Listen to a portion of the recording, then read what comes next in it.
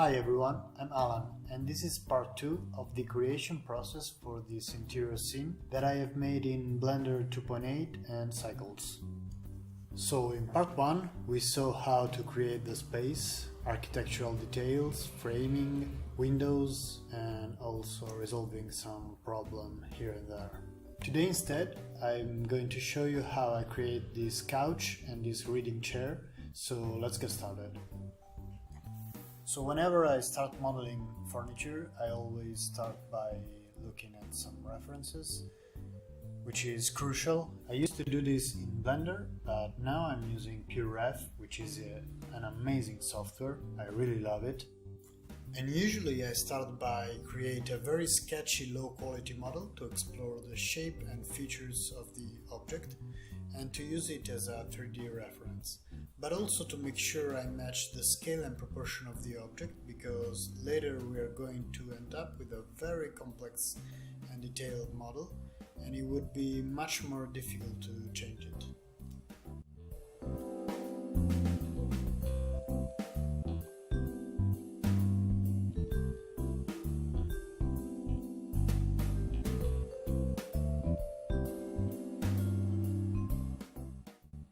Now that I have my 3D reference, I can start with the high poly model.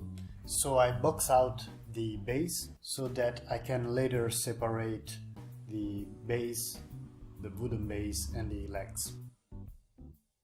Using grease pencil, I drew the profile of the connection between the two parts. So then I moved the vertices according to this drawing, and then I used the bevel tool to get the rounded corner of the profile. I then select the faces that represents my legs and use the fill command to remove all the internal vertices.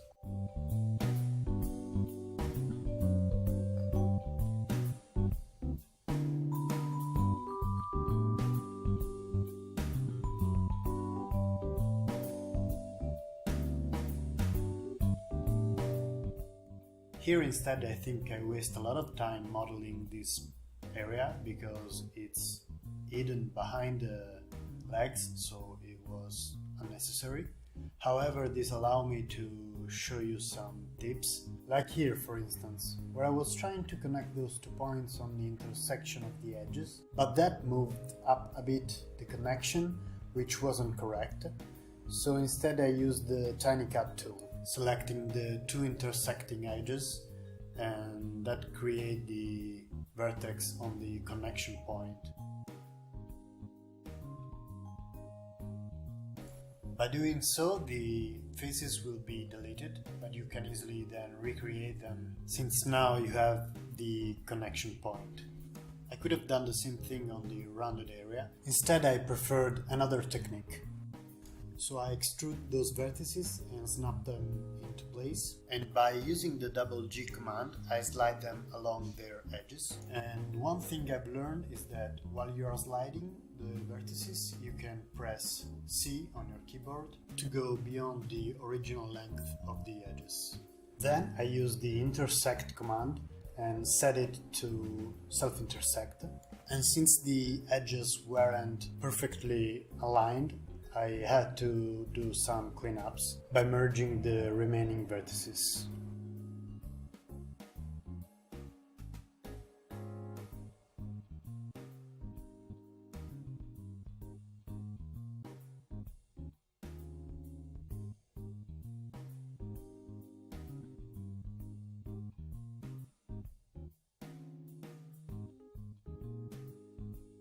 I then moved to model the seat using low poly mesh and start adding loop cuts to get a good topology. However, I decided it was too much effort for the base mesh, so instead I used the crease option to get the overall shape.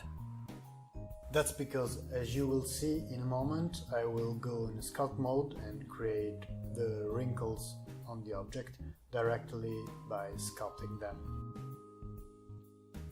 From here, I subdivided heavily the mesh using Dino Topo option in the sculpt mode and start sculpt the wrinkles and folds, which I will then convert to normal map later on.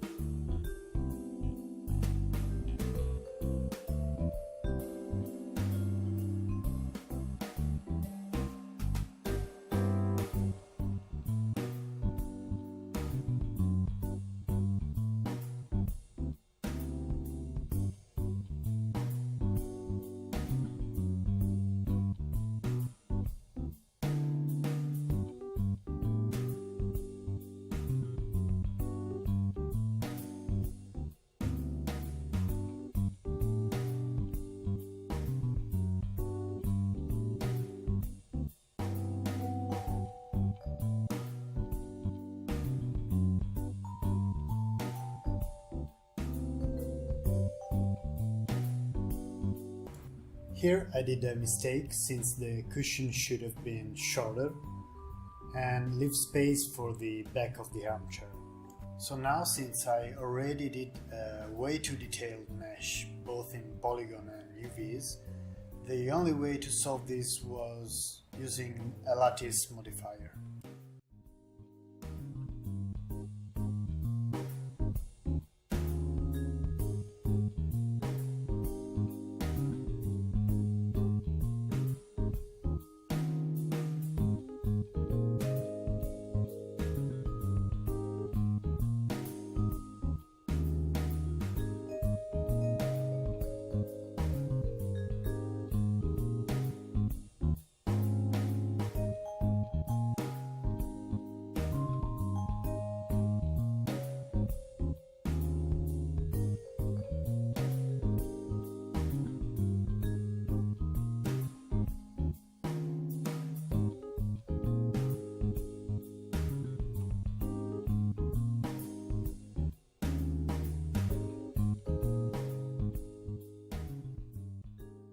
So I've started this model telling you how important it is to have a good reference to get the proportion right away, and yet I did a big mistake by not noticing that the back was tapered towards the top, and since here I've already did too many things to start over, I had to adjust the base proportion using the lattice modifier once again.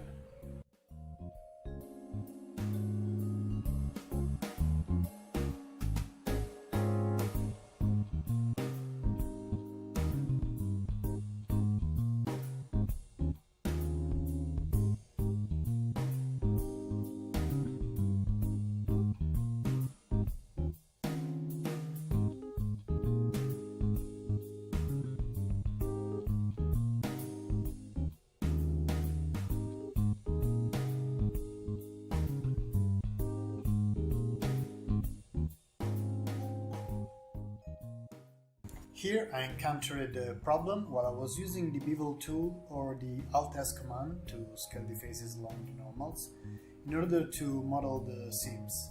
The result was always distorted, and after a few tests it turned out it was due to the scale of the object, which I had to apply, and that fixed the issue.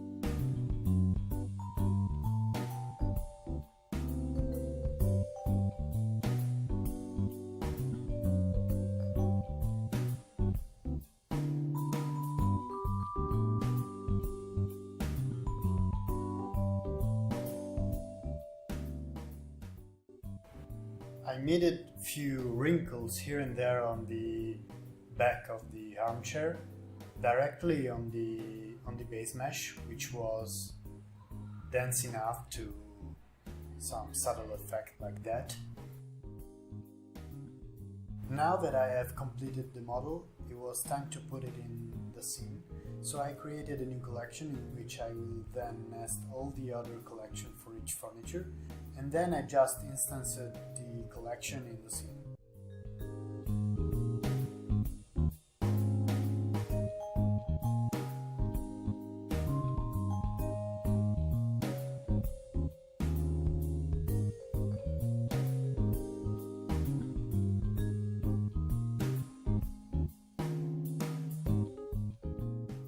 So now that I've placed the model in the scene, I realized that I didn't draw the model with the right dimension, so I made it a box to get the right scale for the object, and then scaled the instance to match the proportion.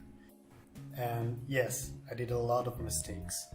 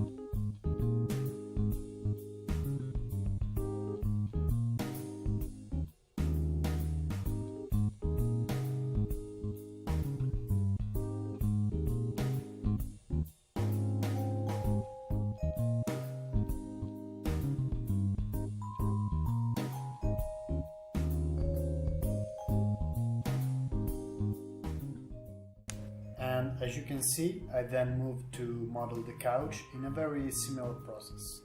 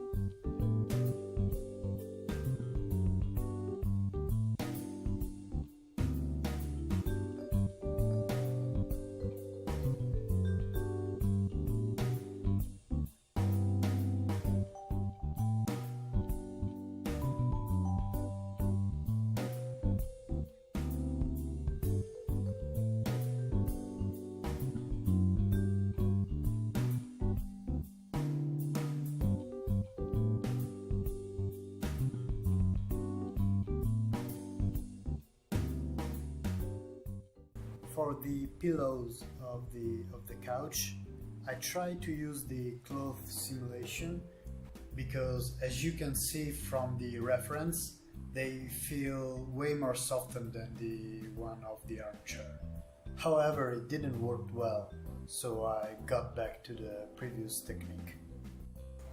So I hope this was helpful. I hope that showing you almost more the mistakes rather than the good stuff has been helpful, and I hope to get back with part 3 as soon as possible.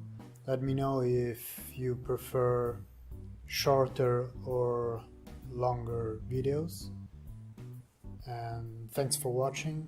Bye.